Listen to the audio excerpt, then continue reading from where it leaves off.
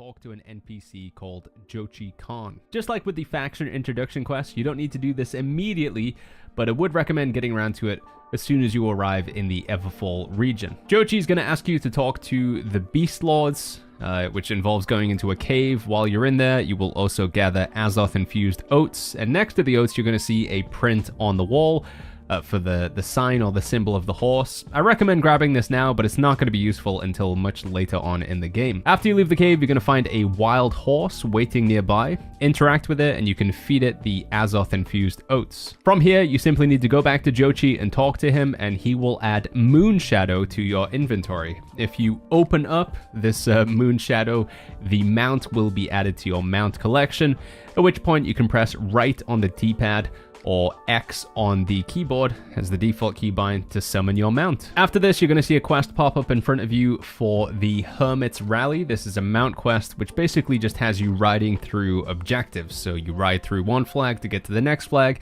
and you've got to do it in a certain amount of time.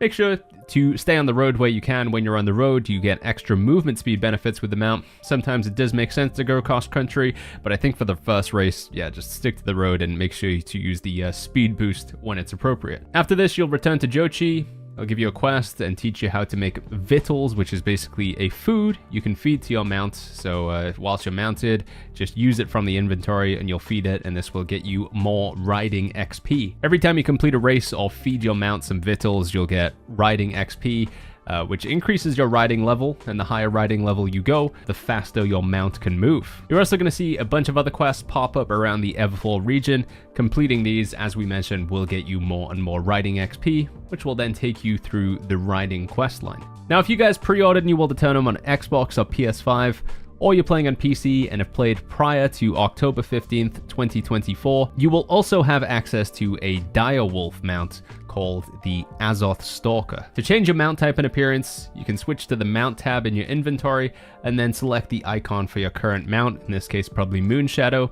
From here, you'll be able to see the mount menu, which includes the different cosmetic versions of different mounts that you can get. Although mechanics-wise, there's no difference between the horse, direwolf, lion, or bear mount. They all move at the same speed, and they have the same amount of health. You may want to consider completing your current mount quests on the map as they pop up, because following this quest chain will eventually lead you to unlocking a free direwolf and lion mount skin, and you'll get lots of riding XP as you complete these mount quests, which again will increase your mounted movement speed dramatically.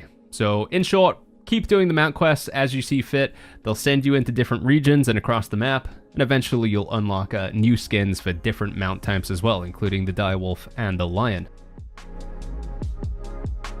As you continue to progress the main story quest line in Aeternum and level up your character, there are going to be many more milestones to look forward to. For example, if you go to the level rewards section within your character's attributes screen, you can get a good breakdown of various milestones and unlocks that you're going to be getting at different levels on your way to 65. After choosing a faction and unlocking your mount, the next big milestone will be the Season Pass. You unlock this at level 25. Now, I'm going to be covering how the Season Pass works in a separate video, including how to level it up and make the most out of the rewards that you get.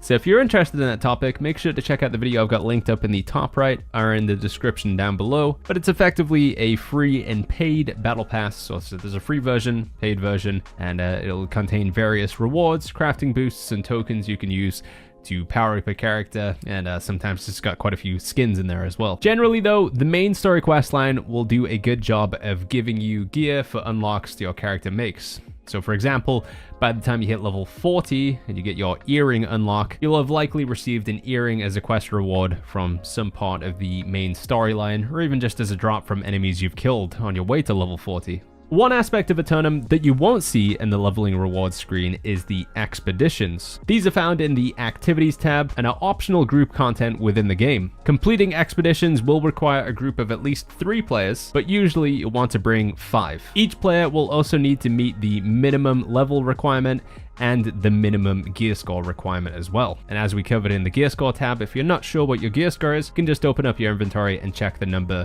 just here on the screen. Expeditions typically consist of several large packs of enemies, a few mini boss type enemies, and 2 to 3 boss type enemies. Some of them, like the Lazarus Instrumentality, also have puzzles that the players will need to complete in order to progress through the expedition into the next room. This content can be quite challenging for first-time players, but also very rewarding. The bosses and chests in the expeditions contain powerful items which will be appropriate for the level of the expedition itself. For example, the first expedition you'll have access to is Amrine Excavation.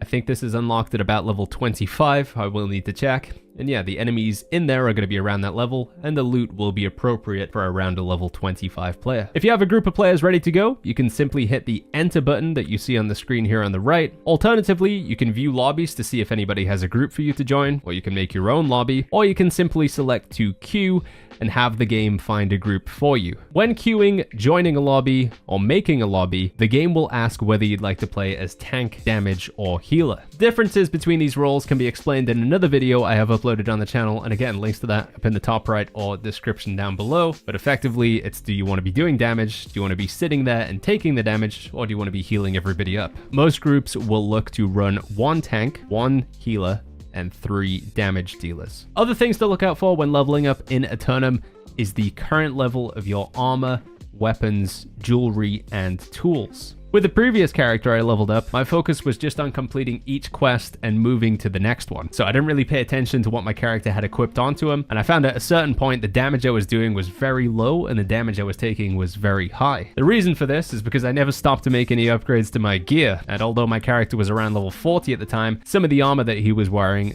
was received when I was level 20. You can see the recommended level of gear down at the bottom of each item, showing it on the screen here. This meant I was much lower in gear score, armor rating, and weapon damage than somebody who was of a similar level but had kept up with their gear upgrades through faction advancement and crafting, etc. You'll see as I flick through the crafting recipes on the screen here, if I go through the faction shop, certain items can be equipped at minimum level 20, 30, 40, and so on. If you want to keep your progression in Aeternum as smooth as possible, I highly recommend you keep up with your faction story questline by doing faction missions and then doing the appropriate unlocks to get to the next tier. I also recommend that you keep your crafting leveled up, or you could do this instead of. By keeping your crafting at a decent level, you'll be able to craft the next best gear that is available for every sort of level unlock. So I think, for example, getting your engineering to level 100 will give you the ability to craft level 30 items. There's some citation needed here. But yeah, generally moving your crafting and upgrading your crafting level with your character level will keep your gear in parity as well. I had my most recent character crafting the best bows and spears I could for his level, and the damage increase was substantial. If you find yourself struggling with a particular enemy or quest in Aeternum, take a look at your current gear and see if there's any improvements you can make. Outside of this, just make sure you keep completing the current main storyline quest you have available. Outside of the starting quest line, you know, you'll get that alternative one that we talked about in either Windsward or Monarch's Bluff.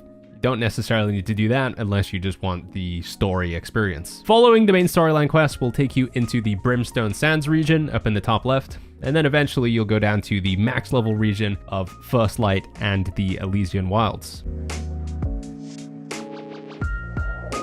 As you move closer to the max level of 65, you're going to be unlocking content such as invasions, more housing slots, the PvP zone, Outpost Rush, and artifacts. A lot of this content is what I consider to be the end game in Aeternum. So this is progression that your character makes that's not tied to your character's level, but instead the power level of their gear, so their weapons and armor, jewelry, or even your reputation as a player or company on the server. These are the things that you're going to be progressing when you hit max level. Now, the end game in New World Aeternum can sometimes be a little bit overwhelming to the new player and to the fresh level 65 player, but I've broken down all the different activities and goals that you may want to work towards in New World Aeternum in my end game guide video, and again, we have a link to that up in the top right or in the description down below. To end this video, friends, I'd like to say that New World Aeternum is as much about the journey as it is the destination. So you may be inclined to rush the max level as soon as possible. Experience, gold, and important items, not to mention unlocking various zones for you to be able to play through in the later levels of the game. You can differentiate between what is a main story quest and what is a side quest by checking your journal. So journal has a section for main story quests, and side quests are in the side story section. It's the same with the icons on the map as well. So main story quests will have sort of crossed hatchets above them. They'll be extra big and shiny. And then side quests, you can see there's many of them dotted around the map. Those are, again, not as important to do, but quite often the objectives or what they have you do will be related to the main story in that same area. So you may want to pick some up as a way to get bonus experience, gold, and some more story or lore for the game. Now, one important thing to note is as you finish your main story quest line in Monarch's Bluff or Windsward, you'll see a quest pop up in the opposite area. So for example, I played through the storyline in Brightwood in Monarch's Bluff settlement, and then I can now see a quest in Corinth, which is the main settlement for Windsward. This is just there for those of you who want to do all of the storyline associated with the game. It's not necessary for getting character unlocks. The experience isn't really that good because, again, it's a low-level quest line, but it just means that you don't have to recreate a new character. If you want to play the alternate starting experience, you can do both of them on the same character. But in terms of progression, you want to be following the main story quest line into Everfall to talk to Jonas, and ultimately end up going to the Oxborough settlement in Everfall. As you follow the main story questline, kill enemies, and level up, you will be earning attribute and weapon mastery points. You can spend these to increase your character's damage, survivability, outgoing healing, and various other combat capabilities. Attribute points in particular are only earned as you level, so every character level gets you a certain amount of attribute points, and you get more attribute points in the higher or later levels than you do in your earlier levels. The way that you spend these, I would recommend you take a look at your weapon's primary stat. To do this, you can hover over it in the main menu, or you can take a look at the attributes page itself. You can see for intelligence, these are all of the weapons that scale off of intelligence, so the more points we put into intelligence, these weapons will do more damage. The more points we put into dexterity, all of the weapons along this line will do more damage. You may notice, in the case of strength and dexterity, for example, some weapons appear twice. The spear, for example, it is on both the strength and dexterity line, but if you pay close attention, the spear is highlighted on dexterity, and it's a more of a faded image on strength. This is because both points into dexterity and strength give the spear damage, but the primary stat is dexterity. It has I think it's a 95%. Need to check that in the edit. I think it's about 90% scaling on dexterity, which means it's almost 1-to-1. So every point is, almost 100% damage return. Whereas strength is only 65%, so it's